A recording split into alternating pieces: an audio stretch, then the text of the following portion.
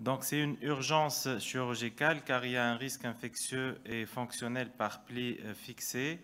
Le traumatisme est favorisé par le frottement des paupières, le syndrome sec et la charnière courte. Donc, le premier cas clinique, c'est un patient âgé de 32 ans qui a bénéficié d'un LASIK en 2005 avec un microkératome et qui a eu une baisse de l'acuité visuelle de l'œil droit post-traumatique depuis 3 mois.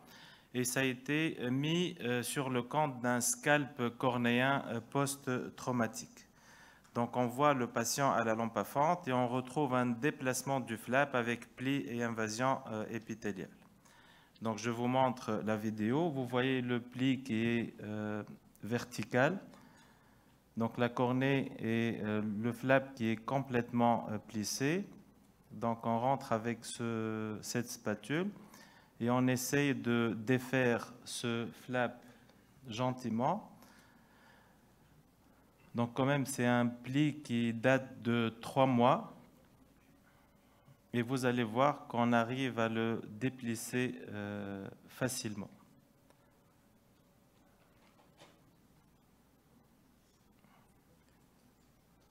Donc vous voyez que le flap retrouve sa forme.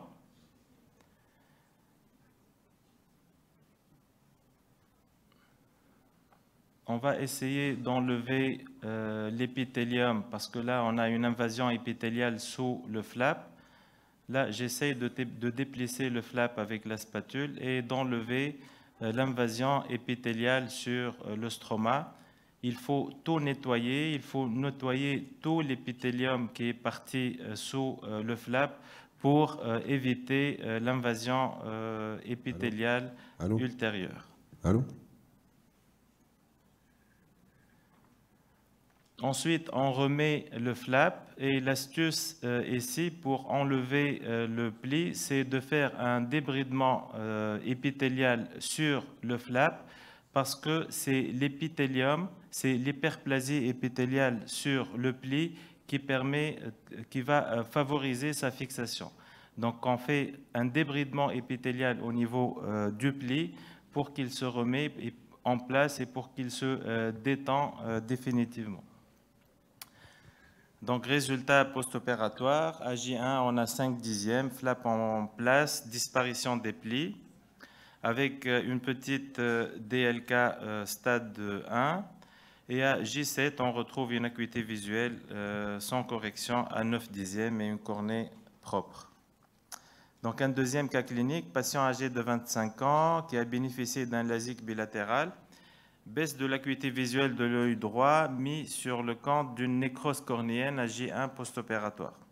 En fait, c'était un déplacement secondaire du flap. Œil rouge douloureux et on retrouve à la lampe à fente un déplacement du flap avec pli et début d'invasion épithéliale. Donc là, vous voyez le patient à la lampe à fente.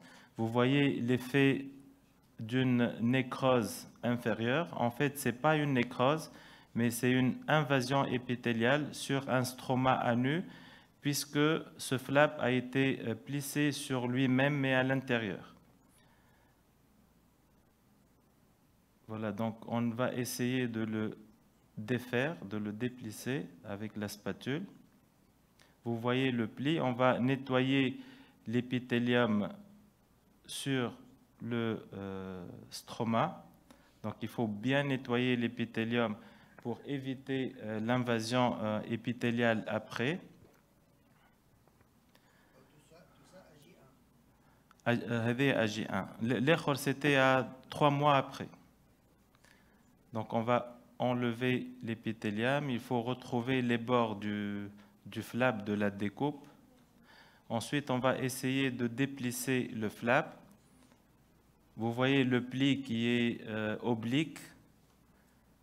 Ensuite, on va remettre le flap et on va faire un débridement épithélial sur le pli parce que c'est cette hyperplasie épithéliale qui va maintenir ce pli. Donc, on va enlever tout l'épithélium qui est situé sur le pli.